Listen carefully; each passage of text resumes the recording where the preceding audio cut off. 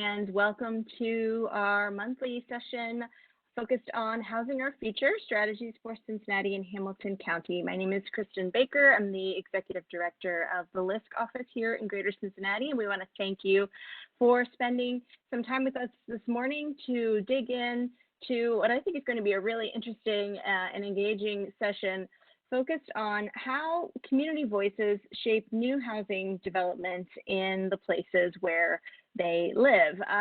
We have two great local examples to share with you, one from Price Hill and another from Colerain Township. So we would like to thank in advance our panelists for being with us this morning. Just a couple of housekeeping items before we get started.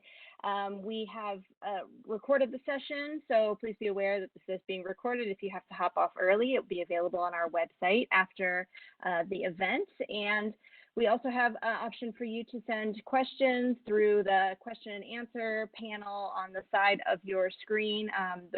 Just because of the volume of folks here, we're going to keep everyone muted. So if you have questions for our panelists, you should feel free to pop them into the chat, and our moderator, Liz Bloom, will help address those in a few minutes. And I think that's everything. So we are going to go ahead and get started, and I'd like to first introduce Rachel Hastings, who's the executive director of Price Hill Will. She's going to get us started today. So Rachel, take it away. Thanks, and good morning, everyone. I'm also excited that we have Tamara Thrasher here today. Tamara is a longtime Price Hill resident. She's also serving on our board of directors, and we'll kind of be tag teaming this presentation about the work that Price Hill Will is doing. So the next slide, please.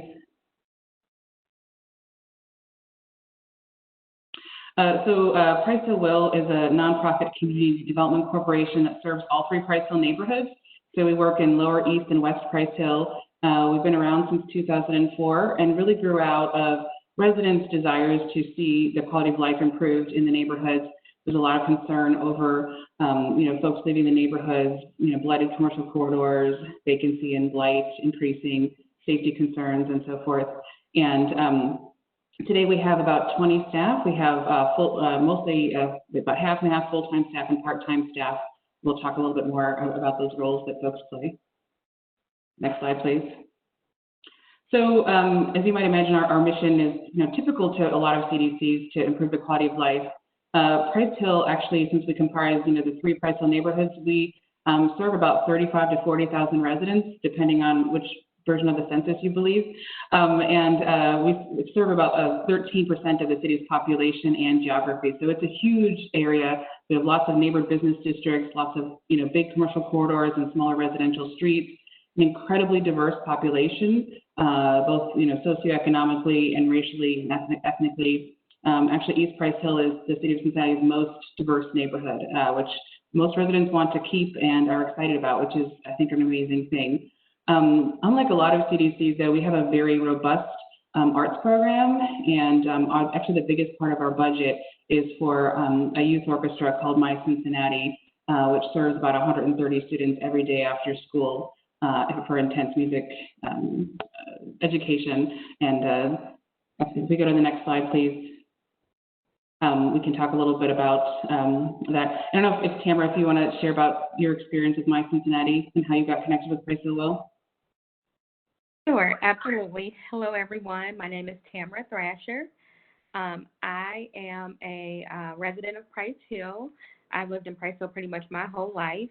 I have two children that are 13 and 14 years old, and they have been involved with the My Cincinnati program at this point for about 6 years. My daughter Trinity is a violist, and my son Jaden plays the cello.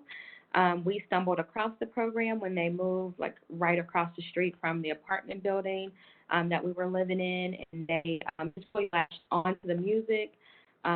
Music is kind of life for them. They're students at the School for Creative and Performing Arts now. I was just so impressed with the program and how it was just used as a vehicle to just really engage the residents and parents and students alike in Price Hill. And I would spend a lot of time at the firehouse in which the program was located, and was eventually asked to be a part of Price Hill Will's board. And from there, I'm happy to also say that I am a homestead family. So I've bought a house as a part of the homesteading program, which Rachel will also get into here. Sure. I think that might be all I have for now. Thanks, Tamara. So My Cincinnati, and we also have an adult orchestra called Price Hill Harmonic, is just two of the ways that we use to connect residents to one another and to help, get insight from residents about what would improve their quality of life. So the homesteading program, we'll focus on, housing-related issues today since that's our focus here. The homesteading program was born several years ago out of a desire to help lower-income families, and particularly people of color in our neighborhood who are left out of the home buying system. I think we all know that the traditional mortgage market serves a very sort of niche demographic, and there are a lot of folks that are not able to participate because of either credit issues in the past or lack of credit if you are an immigrant, lack of trust in the banking system. There are lots of barriers for folks. So we created homesteading as a way to combat the system, basically. So how homesteading works is that Price Hill Will acquires a vacant piece of property. We renovate it, bring it up to building code, but we don't complete some of the cosmetic work or landscaping work, those kinds of things. Then we partner with Santa Maria Community Services, who actually provides financial coaching and counseling to families to help them understand, budgeting and responsibilities of a homeowner. Families also work with working in neighborhoods to make sure that they understand, home maintenance and those kinds of things. And then we actually sell the house to a family on a land contract that legal aid wrote. And over 5 years, the family completes the scope of work that we agree upon for the house, and they make payments to us at 0% interest. At the end of that 5 years, assuming that they've made their payments and are completed the scope of work, then we transfer ownership of the house to them, and they own the house outright. So it's an amazing equity building opportunity that happens very fast for the families. I'll give you one example. We have 12 families in the program right now. 2 of them paid off their land contracts early, and I'm still in contact with them. They continue to do work, and one of them just painted her house a couple weeks ago. It's just amazing. But we sold this family this house. This was early on in the program where we had an insane amount of subsidy. This was before my time. But we sold this house to this family for $16,000. And then last year we had like a comps done by a local real estate agent to just get an estimate of value. And that family's house is valued at $106,000. And they own it outright. So for that family, that is an amazing opportunity to have equity and a safety net they can use to send their kids to college or buy a car or anything that they need to improve their quality of life. So we're really excited about this program, and we've received more money to do another 10 houses with this. Next slide, please. So kind of growing out of homesteading, and then also, again, the input that we get from residents is a new program called Do It Yourself Darlin'. So believe it or not, this is a pilot program this fall, and this was actually started by our flute teacher from Price Cincinnati. So it's just a reminder to everybody to always be open to anybody on your staff who might have an idea for what they want to do, because they're hearing from residents in different sorts of capacities. So the way this program is built is a social enterprise, and it's sliding scale home repair services offered to folks primarily in Price Hill. So if you live in Price Hill, if you are a homeowner, you can get a lot of discounted work done in your house. If you live outside of Price Hill, Annie will also do work, but you have to pay full scale. So it's a little bit of a Robin Hood sort of approach. But there are a lot of programs like People Working Cooperatively and so forth that do emergency repairs and weatherization, but there is not a space for this kind of work that allows folks to improve the quality of life in their home. And we really see this as a homeownership preservation tool. So I don't know, Tamara, if you want to kind of share about your experience so far. Yeah, sure. So I can back up a little bit and talk about just the homesteading program and my experience with that, and then I'll transition over to the Do It Yourself Darlin'. So back in, April of last year, I had just completed my financial classes at Santa Maria, which was really neat. I had a fantastic coach there who helped me to work on my finances and get to a place where I felt like I was ready for home ownership. Moved into the house, like Rachel said, like all the big stuff, for lack of a better way to say it, was done. and I just had to do all the cosmetics, so like paint every wall, paint the ceiling, clean up really good. And so we've been there for a year, and it's feeling like home. So if you look at the slide that's up now, that's actually my basement. So myself and my two kids lived in the house, and there was one bathroom, and that is a little bit of a challenge. So Annie, who happens to be, again, a teacher at My Cincinnati, and I'd already established a relationship with Annie. We've known each other for a lot of years, and she's been helpful in other ways to me on this home ownership journey. But she helped me to, she put a bathroom in my basement, a half bathroom, because my mother has mobility challenges, and she isn't able to visit my house because I have stairs, and the bathroom is up another 15 or so stairs.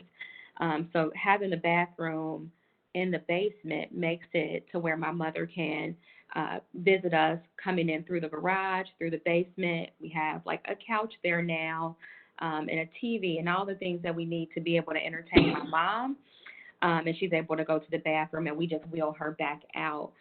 So that's been really neat. The other great thing about Do It Yourself Darling, which I don't know if Rachel mentioned this, but there was a discount offered to me and my kids because we put in sweat equity.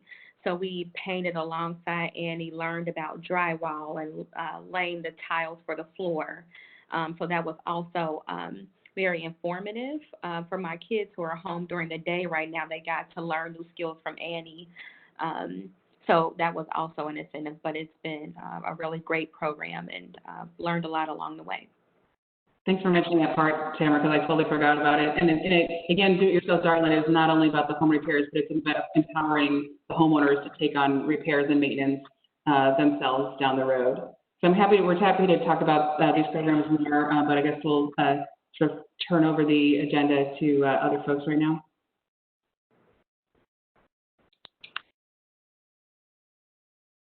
All right, that's our cue, I think, Lori.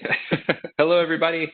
My name's Jeff Mills. I'm the Township Administrator in Colerain Township, and it is always a pleasure to be joined by Lori McMullen. Lori, are you here?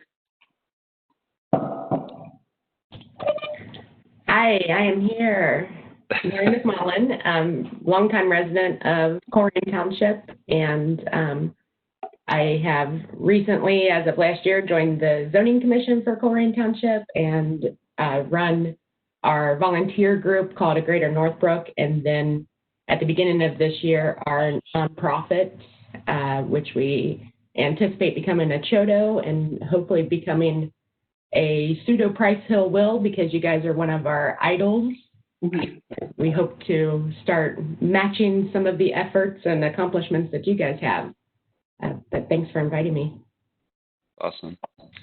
So we start with this slide here. You can see everybody's throwing up their C's for Colerain. This is at one of our events at Paint the Town. It was an awesome event where we painted a number of houses in town, and it was a blast. We can go to the next slide and kick this thing off.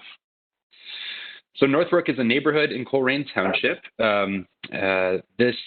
This slide is just sort of a conceptual land use plan for the neighborhood in the future, but you can see that sort of blob, and I'm not sure if I can't put a little mark on it, I don't think, but you can see that this big north, south, east, west crossroads here, that's Colerain Avenue in Springdale. That blob to the southeast, that is Northgate Mall. So it's this neighborhood is right up against the Colerain Avenue corridor and has lots of access to great shopping and restaurants and et cetera. Next slide. So Colerain Township, outside of the city of Cincinnati, is Hamilton County's largest community, largest by population and area. We're a big place, and Northbrook is a big place inside of a big place. You can see where Northbrook is located in Colerain and that green area. And then of the 4 squares there in the bottom right, you can kind of see how the roads are laid out. There are a few, maybe 2 through east-west corridors and a few north-south through streets. But for the most part, Northbrook is made up of residential neighborhood. mostly on a lot of cul-de-sacs, and that's sort of the typology, sort of the post-war suburban urban design. Next slide.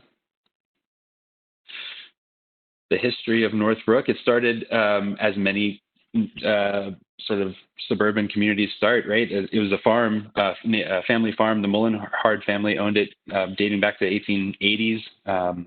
They sold it. It was developed, and the homes initially sold for $8,000 to $10,000 a piece. The target buyer at the time for the housing stock were returning GIs after the war, and for $275 down and $79 a month, a home in Northbrook could be yours. And today, it's home to about 11,000 people, and it's about 2 square miles. There's 4,300 households, and a vast majority of the homes in the community look very much like that third square over. That's your Northbrook home, and it's about 900, 1,200 square feet, sort of slab on grade ranch homes, and that product was sort of repeated throughout the neighborhood. But the Great Recession, and it was a very strong and it continues to be a very strong community, but in the Great Recession was not kind to Northbrook and the housing stock. So these homes were, we saw a great deal of foreclosure after the recession, and we also saw a great deal of interest from out of town, sort of large REIT style, the Vinebrooks and the Conrexes of the world snapped up these Northbrook homes. Because at the time you could buy a Northbrook home for $40,000 and you could rent it for $900 a month, and you do the math on that and you're making money hand over fist. So we saw a huge transition after the recession from owner-occupied, sort of that first, second generation owner, to very quickly and rapidly into retail or rental and out of town large ownership. So we can go to the next slide. But Northbrook is not alone. It is very similar to other neighborhoods in our region. And so you can see on the left here, this is a picture of Niagara Street in Northbrook, and you can see the sort of the homes and how it's laid out, and this, the sort of public realm with the sidewalks on both sides, the tree lawn and the road width. And then on the right here, this is fascinating. This is the neighborhood right across from Sands Montessori on Corbly, if you know where that is in Mount Washington. This is a street called Rainbow Lane. It is exactly the same housing typology. I mean, exactly. And if you look, you can even see it's the same design, sort of public realm design with the sidewalks and the tree lawns. Even the same sort of materials you can notice in the fencing, right? So we've got the same types of fences. It's the same neighborhood. The biggest difference here is that one has a mature tree canopy and the other does not. And what a difference that makes in the neighborhood. I just thought that was fascinating. Next slide. So, and this is where Lori is so much better at telling the story than me. So it was really important to us to do something different after the recession. So the recession changed the trajectory of the neighborhood or accentuated it, and the neighbors were just, they were not willing to accept the new trajectory, and rightly so. Lori, do you want to tell the story about that night at Southland Baptist Church where it all began? Well, it began a few years before that night. What some of us longtime owners had noticed is we started getting quiet. We started staying inside our houses more. We became just these little units that didn't wave to each other when we passed, or if you see your neighbor outside, you didn't stop to talk to them. And what that caused was a lot of separation. And as you know, friends look out for friends. And we started having increased crime, and you just look the other way. Well, that all boiled up to November 19th, 2017. We had a tire slashing spree that went for a couple of miles, mainly down my street, where starting at the top of the street, every car going down the street had all of their tires slashed, and thank goodness by the time they made it 13 houses down my street, they only got 2 of my tires, 1 on each of my cars. But that is where a lot of good people said enough is enough. We have thousands and thousands and thousands of dollars worth of damage, and essentially Northbrook and Coleraine was that area nobody wanted to visit because we had a bad reputation. And so the good people stayed out and the good people who lived there stayed quiet. Well, we reached out to our police chief, Chief Demi, and as well as our administrators, Dan Malloy at the time, and Jeff was the assistant administrator, and asked for a meeting. And we thought this is a great opportunity to get some of the leadership involved, as well as anyone who wanted to come out and speak. So we hosted essentially a town hall, and that town hall, a lot of blood was shed, not figuratively. Yeah, figuratively. It was loud and chaotic and very eye-opening. When you feel ignored and neglected and that bad behavior was acceptable, we had to have a real moment of what are the challenges, what are the issues, try to identify some of the causes, as well as place blame. There was blame on the residents because we accepted what was happening to our neighborhood. And as long as it wasn't happening to us and it was happening to those around us, that apparently was okay. It was okay for the township to essentially neglect us as well. They would respond to calls, to big calls, but there were no police patrols that were happening and nothing proactive that was going on to help us help ourselves. So at the end of this meeting, basically, we had a moment where all the shouting was over, and I don't know if it was Jeff Steck or if it was Jeff Mills, one of the Jeffs. We like Jeffs in our township. Asked for volunteers. So we basically broke the neighborhood up into 8 different sections and asked for someone to represent their section, because 4,300 homes, and as you saw on the map, Northbrook is not a fairly well-connected neighborhood internally. There's a lot of pockets. So we had people step up. I was not one of those people. I actually threw my neighbor across the street under the bus and volunteered him for it. But, since then, obviously, I've stepped up. But from there, we started with some monthly meetings. The township was involved in these meetings. We had meetings ourselves and came up with a game plan. And the game plan initially was to, in essence, stop the bleed, get people to become friends, because, again, friends look out for each other. So we started hosting some events, such as our quarterly community meetings, and those, the first year or so, were just as heated as that first meeting.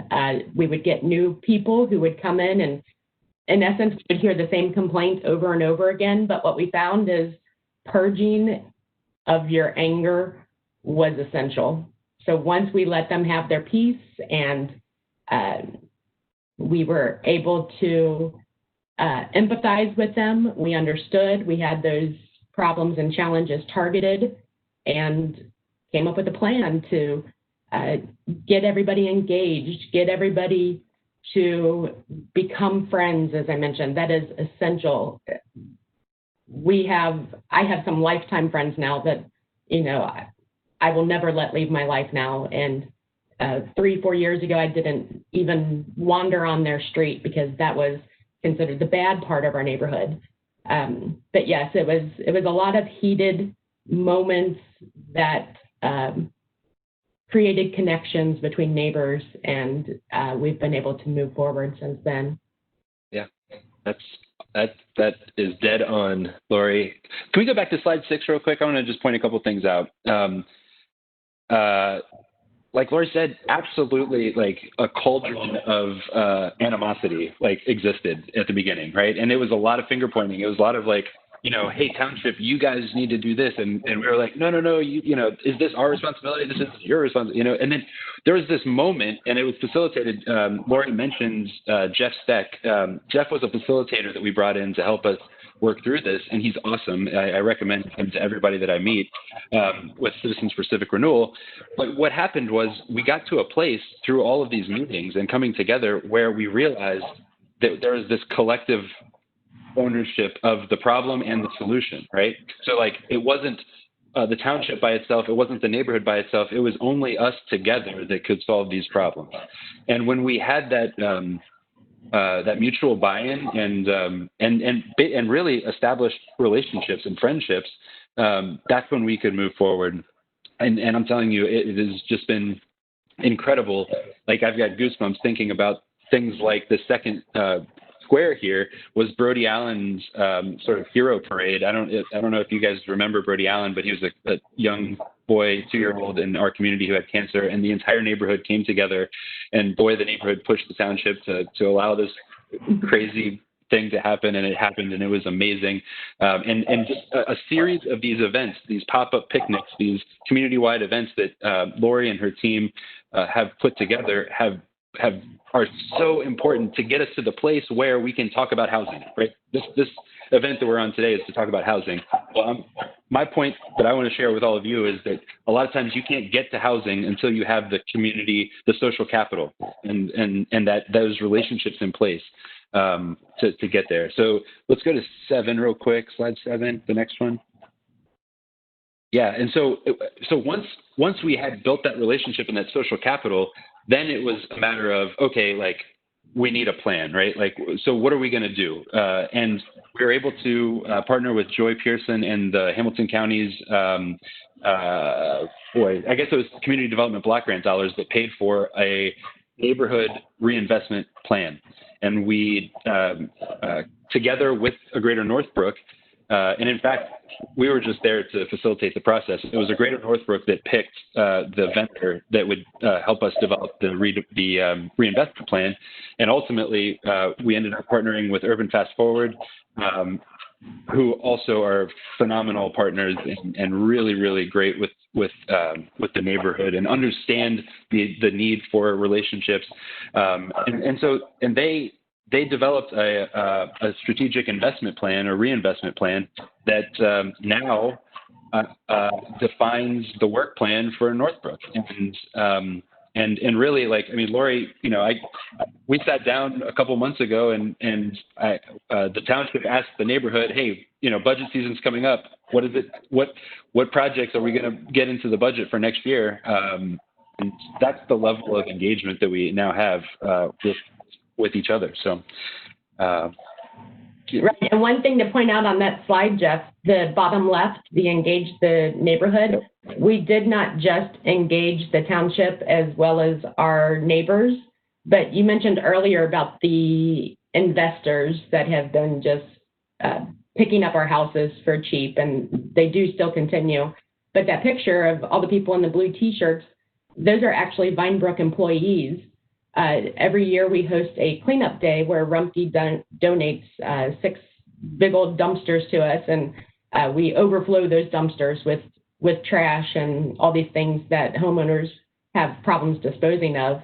But they every year send about 25 people to help us unload trucks and play in people's garbage and get it all into the dumpster. So we engage not only those locally, but we engage these companies as well. They're investing in our neighborhood, so they need to be present in our neighborhood trying to make a change as well. Yeah, that's a great point. Let's go to the next slide. Okay, so then we had a plan, and so our mantra is plan your work and work your plan.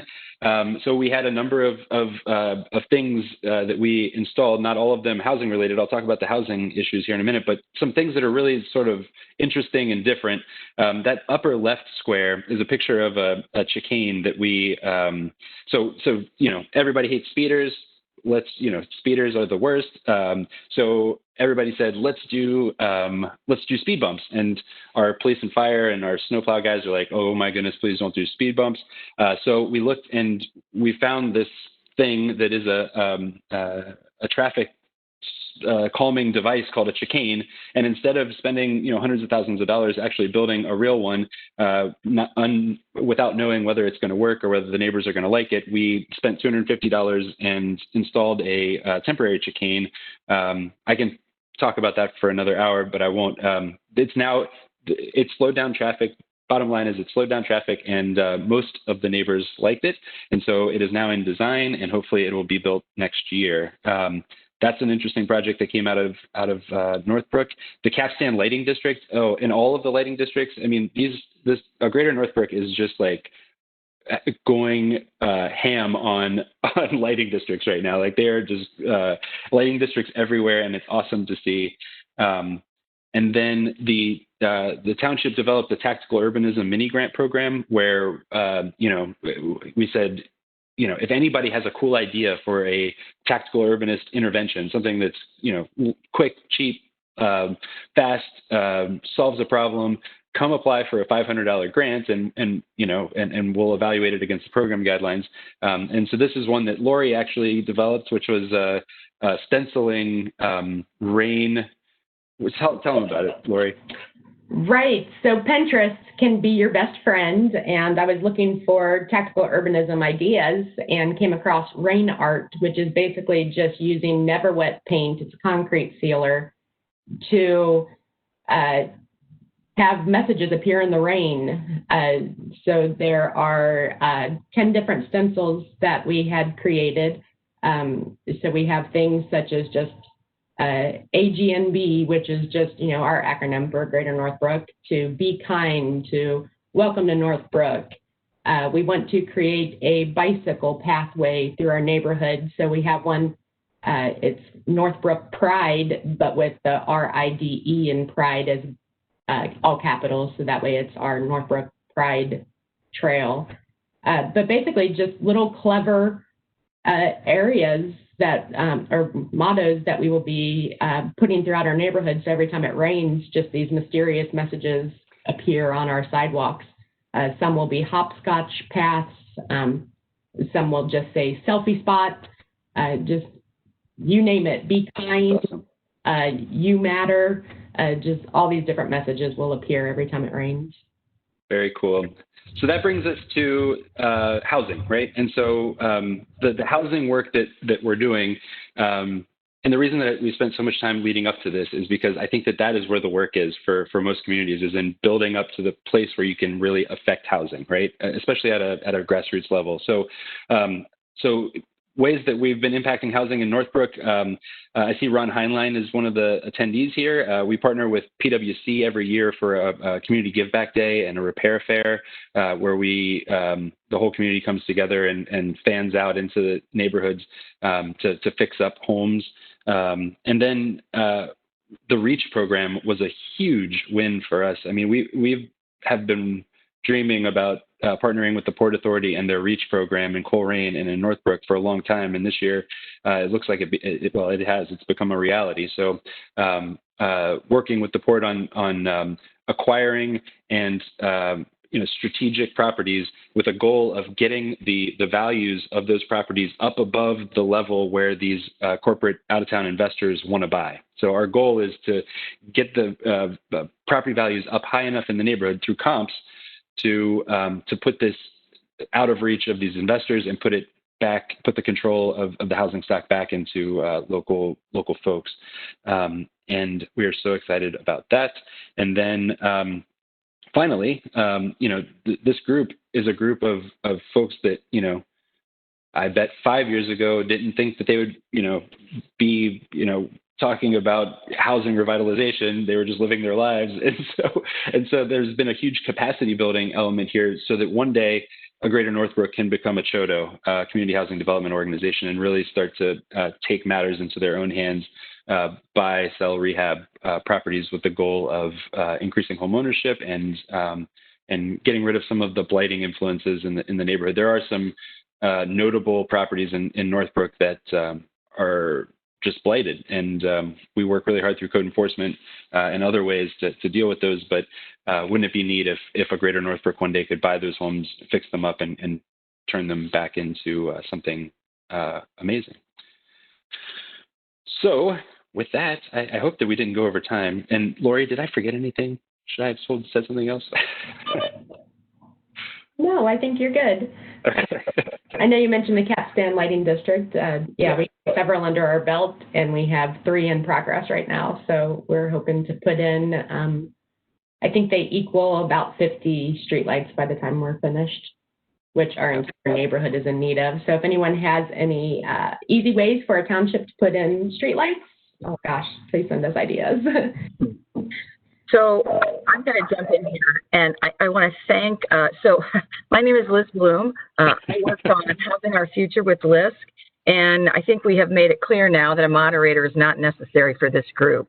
I'm sorry I was late. I couldn't get on, but I'm going to try and reassert myself here and make up for lost time. So as I was listening to the panelists, both from Price Hill Will and from Colerain, I think it's obvious why we asked these folks to be part of the conversation. I think that as we put Housing Our Future together, and it was years, housing starts to sound like AMI and unit counts and zoning and all kinds of what feels like fairly technical stuff. And I think what you heard today was what housing is really all about. The bathroom in my basement so my mom can visit. It's friends looking out for friends. And I think that I really appreciate both of these conversations, because what you're hearing is that they're doing serious technical work, and they're forwarding the agenda that's presented in Housing Our Future, but it's very real work and it's very human work. And so what we're going to do now, if we can, is hopefully can everybody who's a presenter get your video going? And I think we're going to try and have a conversation. I know I've got some questions for all 4 of the panelists. I want to start by thanking them. It's obvious that they are doing the work that is presented in Housing Our Future. And so you have a neighborhood in the city, Price Hill, you have a neighborhood in the county, Colerain, Northbrook. And what we wanted to do was really highlight what's possible and what's working. So if I could, I'm going to ask a couple of questions of the panelists, and Rachel and Tamara, if you want to put your video on as well, we're going to see if we can get all of us up at the same time. And I'm not sure how this will go, but we're going to try and have a conversation here. So one of the things that I want to ask both the folks from Price Hill Will and the folks from Northbrook, you talked about a lot of community building and a lot of social capital, and you use all those terms. Nobody really talked about race, but that's a hard conversation in a lot of communities. And I wonder how it is that you have these intentional conversations and that you're moving people towards being more inclusive. Sorry to start with a hard question, but I think that in some ways it's at the heart of a lot of what we've got to accomplish to build more housing and build more affordable housing. Sure. So I'll start, and I hope other folks join. So I think, again, as I mentioned, like East Price Hill in particular is Cincinnati's most racially and ethnically diverse neighborhood, which causes lots of opportunities, but also lots of friction. I mean, the reality is you have some folks that have been in the neighborhood for a long time who are predominantly white and see a lot of, African Americans and Latinos moving in, and sometimes some folks are excited and other folks are not excited. So I think it's important to have those conversations. One of the things that we try to do is make sure that there are lots of different ways for folks to engage and connect with one another and their neighbors, both in small ways, through things like, like My Cincinnati, where you might be interacting with, another, couple hundred other families. And then we do, lots of programs, like we do litter pickups, and we had porch picks this spring with COVID, and we gave out sunflowers to everybody in the neighborhood to plant happy things. We have community gardens, all of those kinds of things. But in the end, it also comes down to having those tough conversations. And we, as an organization, did that in a very intentional way this spring. And we actually pulled together, and this was led by one of my staff members, pulled together a team of Price Hill Will staff and board members and some of our My Cincinnati parents to write a letter about racial equity and what it means to us as an organization. And I was very intentional, first of all, in letting other staff lead this. So Samantha Lane on our staff, who is a Black woman, led this, and she was amazing.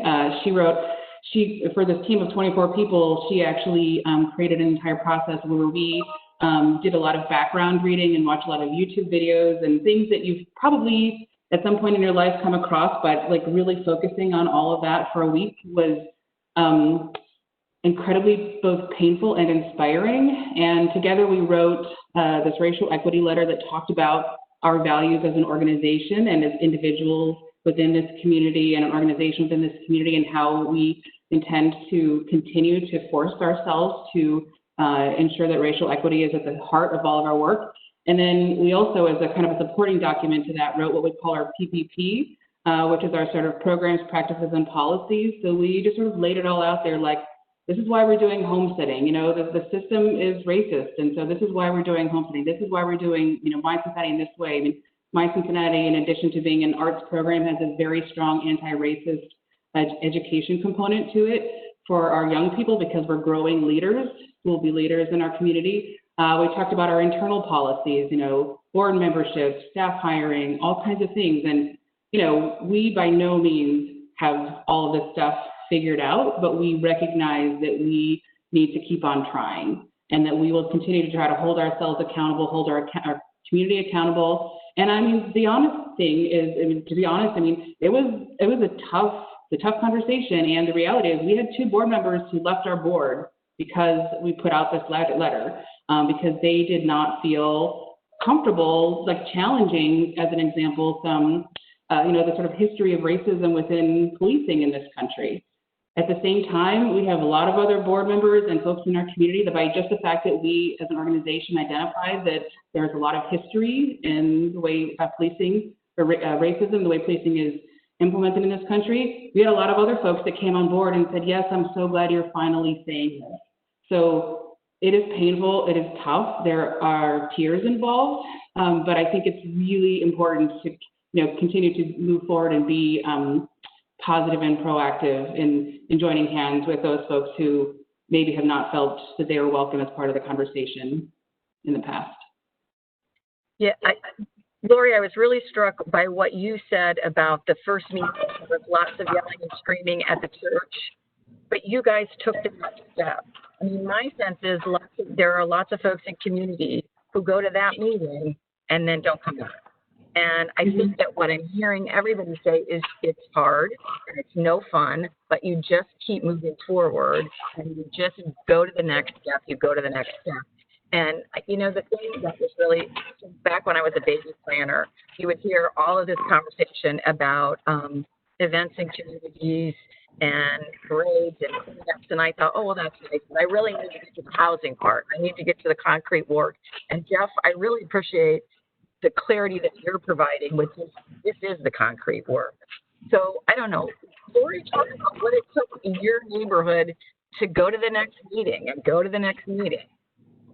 Right. So one of the things that we had to recognize early is we cannot change everybody's mind, and we cannot make people care for other people. We had an individual that came to several meetings and was just that, for lack of a better term, negative Nelly. And she did have some racist undertones to things that she was saying.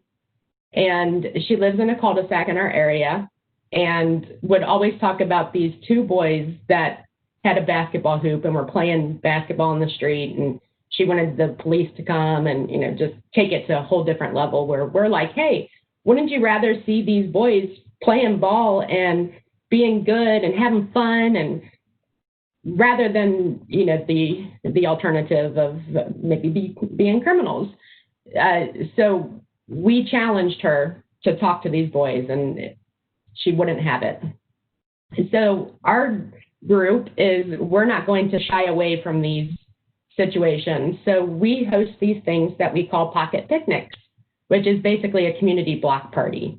And we show up with all the meat and the drinks, and we find a host, and we set up and invite the township administrators, the police, the fire, and we come with a whole horde of people. So we're like, we're going to put community activism and connections in her front yard, essentially. So we host this picnic. She doesn't show, so we can be a little bold sometimes. So we walk down to her house and knock, knock, knock, knock, and get her out. And she stayed for 5 minutes. But the entire time we had, just as Price Hill Will was saying, you know, we had our whites, our blacks, our Hispanics, our police, our fire, our administrators, everybody out having a good time. And these two boys came out with their basketball, and guess what happened? It turned into a game. We had the police officers playing, we had us playing, and just to show her that the way that she was feeling about these, and let's be honest, they were two black boys and she was a white woman, show her that it doesn't matter, you know, what her feelings were. They were two, they're amazing boys. We still talk to them today. And she still hides in her house. She doesn't complain about it anymore. And because we did not validate her feelings, she no longer comes to our meetings. You know, we aren't on her side, so that makes us on the wrong side in her mind. But we built about 50 connections at that point. We had 75 neighbors come out, and with an additional 40 or so township employees, you know, we had a nice big day of just building connections. So I think sometimes it's the not validating how someone feels, such as her, that makes the biggest impact as well. We had the one that was negative, and it was counteracted 100 times over, you know, so we were able to prove to her that there's bigger things in life, bigger connections to make, and we're still reaping those benefits today. So you filled a space with positive community capital, right? I mean, you filled a space with good vibes for it. Yeah, you can't be positive with negativity. Absolutely. Yes. Yeah, so these guys, I'm telling you, they do it better than anybody I've never witnessed an organization fight the negativity that is in the world with positivity better than a Greater Northbrook. Because let me tell you, in Colerain, you know, there are some negative folks. There just are, and there probably are in all of our communities, right? And there's this great temptation to, like, you know, get down into the weeds in Facebook and, you know, tell them that they're wrong and all this stuff. And that's not it. Like, that's not how you solve the problem. You solve the problem the way Northbrook does, by just being the light in the world. I mean, it is unbelievable how they, and I appreciate that so very, very, very much. That's incredible. Right, because there's differences, you know, not just the race conversation, but we also have the socio-economic as well. We have $1 million houses down to $20,000 houses and everything in between. So you not only have to be positive and accepting of the race that could divide us, but also the money that could divide us. And we have a lot of renters. I'm not ashamed of having renters, and I don't think renters are bad people by default. And you know, there's many who every time something comes up where it's rental related, just people come out of the woodwork, and we don't want those kind of people in our neighborhood. And those kind of people are some of the best people in our neighborhood. So it's, you know, the accepting people of who they are, what they have, and finding a commonality between us all, because there's a lot of commonalities and places to start building those relationships. Well, folks who are joining us and listening to these panelists after the last couple of days, if that advice isn't worth its weight in gold, I don't know what is. I'm so happy that someone said today you have to be the light of the world. That just makes my heart, which is very heavy right now, very happy. Thank you for that. So I think that I am hearing loud and clear. And of course, these conversations go in a different place than I thought they were going to go. But this is exactly, I think hopefully to those folks out there, both in city neighborhoods and in county communities, who think this is just not possible and we're never going to get from point A to point B. I always talk about zoning for density as the third rail in planning world. but it is these kinds of conversations and these kinds of relationships that get created in community that make it possible to have the next conversation. The other thing I want to say, and then I'm going to do some more questioning here, so you guys be ready, is that I think when we talk about housing in very technical terms, around zoning, around density, around price points, around AMI, it feels very clinical, and it's about quality of life. I mean, people don't just buy their house or rent their house. They rent the community they live in. They buy the community they live in. And I think that what you're hearing from all these folks is that it's much more than the four walls and the roof. Tamara, I want you to go back to part of your conversation about getting connected in community by just walking across the street and seeing what this whole My Cincinnati thing was about. Because I think it's amazing or ridiculous to even say it at this point. But I think when Price Hill Will, who's a housing organization, started My Cincinnati, it almost felt frivolous. And now we realize, I don't know how many, 10 years later, just how fundamental that piece is to the work that they do. So I don't know, Tamara, I may be asking you or Rachel to sort of talk about that a little bit. Sure, I'd be happy to talk about it. Let's see. So, I mean, as most of you know, music lessons are expensive, and I feel like there is like a little bit of there's like this elite sort of component, I think, to classical music, especially. It seems out of reach for a lot of families. I've always had an interest in music, but I've never, again, it hasn't been accessible to me. Accessibility was the word that I was looking for. So being able to walk across the street one day, and there was like this blighted building that had been there forever. Walk across the street, I see folks moving in. I'm like, what's going on here? And they're like, this is a free music program for kids who live in the community. So there was like a little bit of a waiting list, but my kids were able to get in there. They were able to play. And it's bigger than music, and I kind of regretted that I didn't mention it earlier, but thanks for the opportunity to follow up. All of the instructors at My Cincinnati are just fantastic human beings. As Rachel was saying before, like right now, just recently they released a statement about their work toward racial equity. So that's like a new statement, but that isn't new to the organization. The My Cincinnati program has always been very diverse.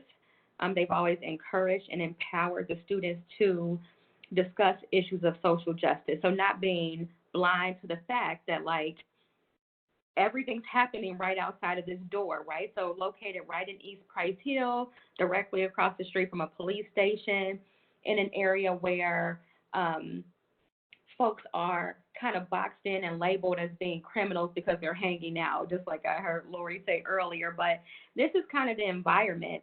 So, you have my black son who's 13 but 6'1", who's going in to play the cello, and he's wearing a hoodie, and he's able to have conversations with his teachers about how he's being perceived, how to conduct himself or whatever else, so that he is, I mean, it sounds horrible to say, but like these are conversations that you have to have with black men, because his presence alone is a threat, even at 13. So these are some of the conversations that he's being coached through during his time at My Cincinnati playing classical music. The same for my daughter. She's 14, so she's a teenager, and just understanding what it means to be confident and to,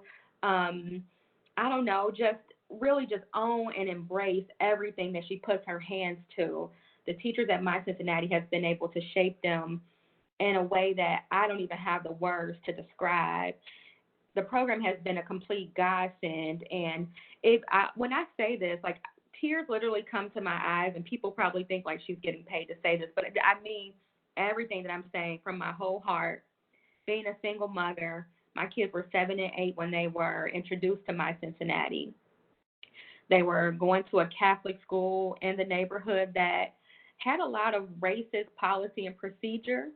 It wasn't a good experience, and I remember quite vividly My Cincinnati staff helping me work through those things, working with my kids directly so that they could audition and get into the School of Creative and Performing Arts on their own merit, and that's where they are now, in the very highest level of the orchestra as 8th last year, 7, 8 history is the youngest students to be in the highest level of the orchestra at SEPA. So they are beyond talented. I would have never known if they were musicians had that program not just kind of popped up. I always call it like a God whisper, because it was something that I prayed for. I always wanted my kids to go to the School of Creative and Performing Arts, but didn't. I was asking people around me. I work for a Catholic organization. Do you know anybody that can help me to get my kids into SCPA?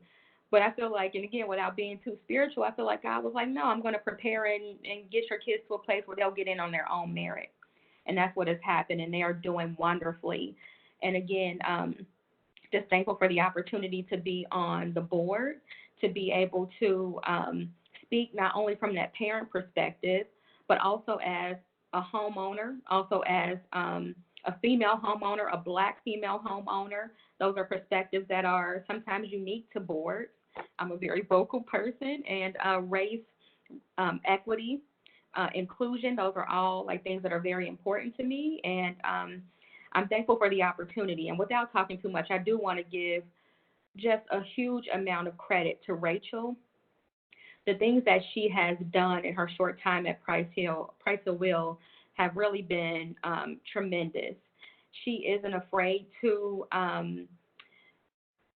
ruffle feathers. I mean, when you talk about racial justice, like, you're going to lose people, as she spoke to before. Like, that is it's very risky, but she isn't afraid to say, you know what, this is what we stand for. And it makes me feel very good, especially as a My Cincinnati parent, to know that, like, they're not just, you know, funding this orchestra program to be like, look how diverse we are, but they're saying, like, no, children, like, we believe in social justice. We'll talk to you. We'll empower you to have these conversations. And when you're not there, when you're not at that board table, like, we're speaking for you. We're advocating for you. And that makes me just very proud of the neighborhood and very proud of the work of Price Hill Will. So I got to say, for everybody on this call who is working at a CDC, if you wonder if your work matters, it matters. Oh, God, I can't keep talking. All right. I'm going to cry. That's why I shouldn't do that. So we've been talking about race. We haven't talked a lot about generational issues. Laura, you talked about an older lady who was having a hard time. How do you guys actively sort of connect generations? And then I have a question from I also want to talk a little bit about the tension between making improvements in gentrification and holding on to diversity and affordability. So those are two loaded questions. I'm going to let you guys jump in as you see fit. So for us, the generational gap was actually a fairly easy one for us to bridge. There is nothing that brings people together easier and faster and more thoroughly than food. Pocket picnics are a way, I mean, you have hot dogs and hamburgers and pork sandwiches, you name it. We pick an area strategically in our neighborhood, whether that's based on there's a lot of rentals in that part of the neighborhood, or we have one part of the neighborhood we focused on because there were a lot of longtime residents that lived in that area.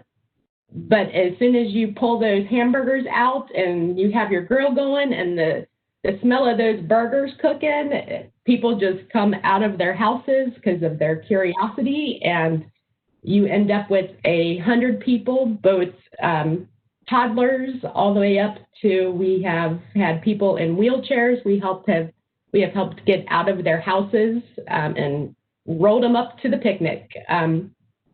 I can't say anything beyond food. That is a commonality that has worked like a charm for us.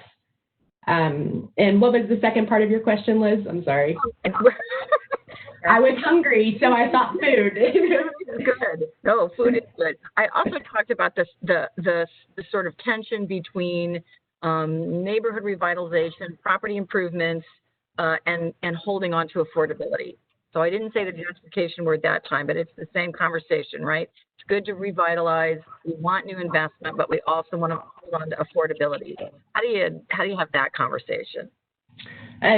So affordability is definitely, it could be affordability for a renter. Our rental prices have skyrocketed. They've gone from $900 a month to $1,200 a month. A couple we know of that are $1,300 and $1,400 a month.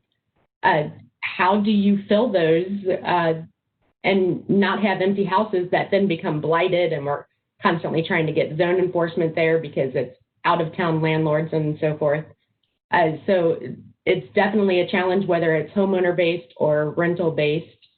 But really, it's for us, the beautification is a really big, we had to go back to the very basics of our neighborhood, getting people out of their houses and becoming friends, but also caring what their property looked like. So we host various cleanup days. We will grab our shovels and trimmers and bags and go and clean up properties. We like to focus on the seniors and the veterans. We have a very high veterans population in our neighborhood. So we are willing to put in the sweat equity and go in and clean it and get it to a point where they are able to maintain. If they aren't able to maintain, we will help them with their maintenance. So we have a couple that we will go and cut their grass for them or trim their bushes every spring and fall.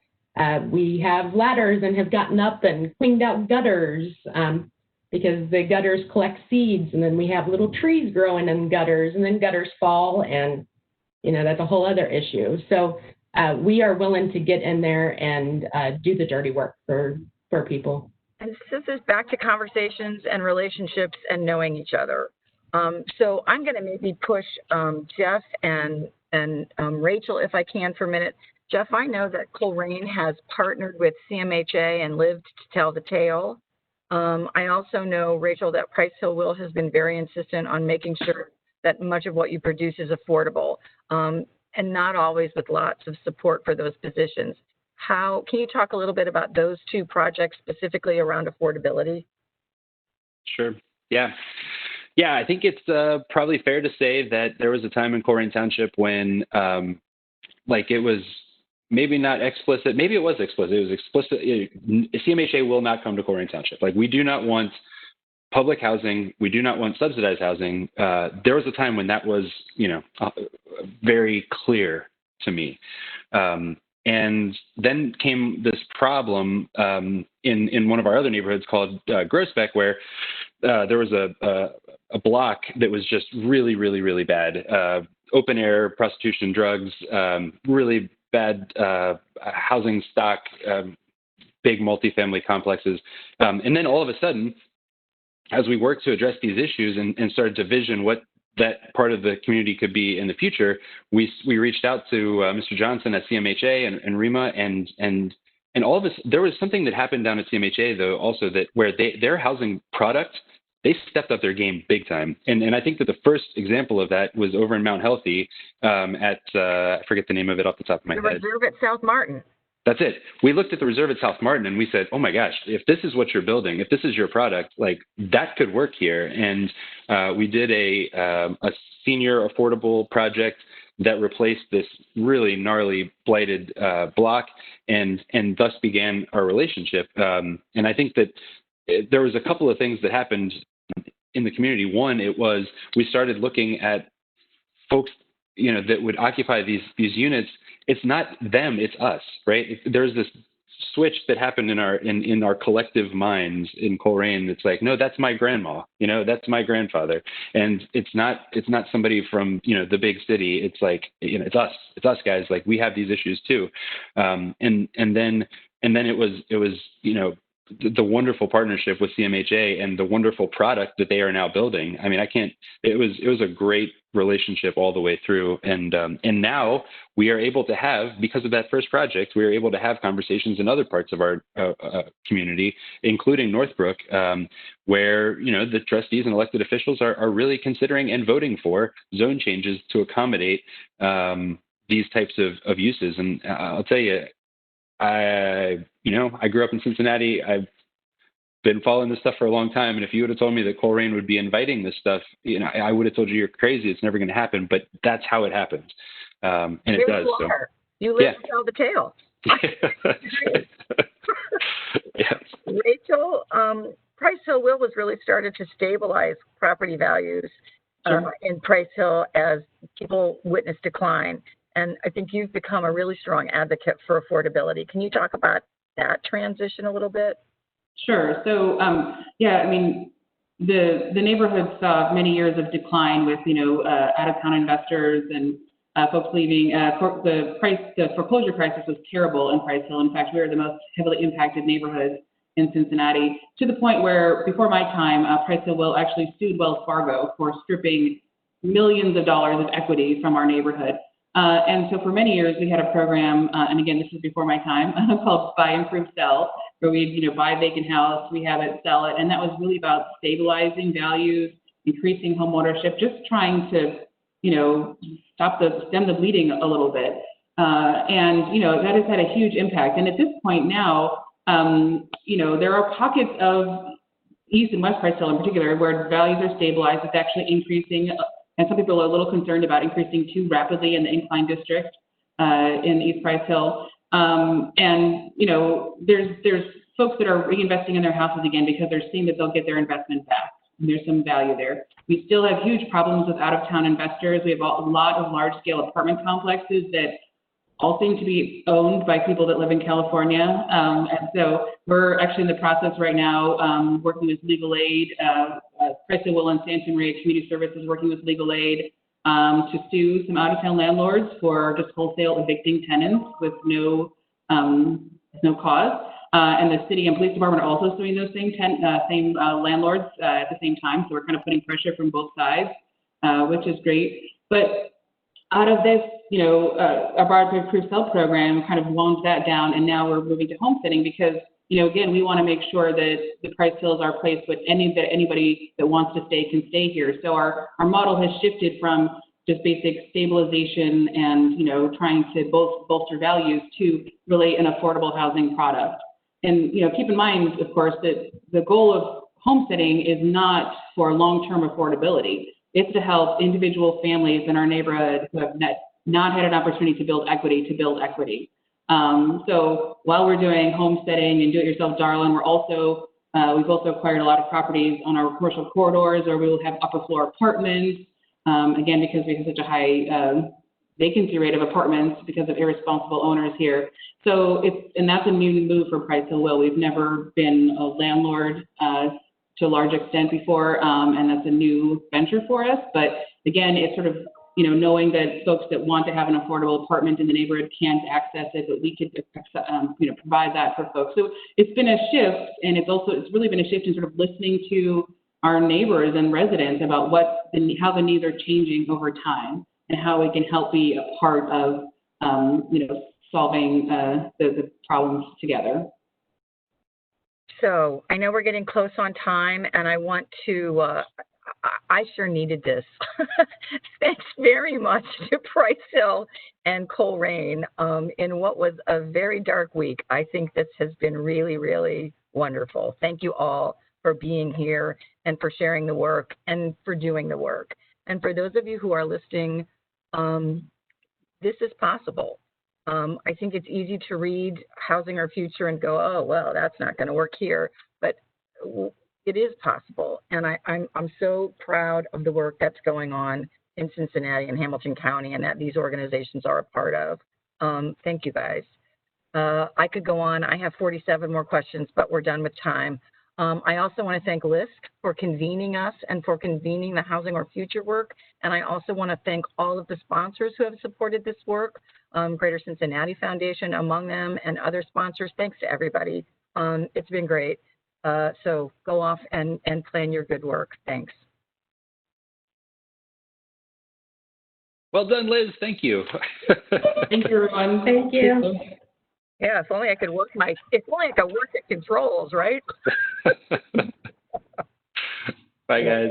Thanks, everybody. Thank you all so much.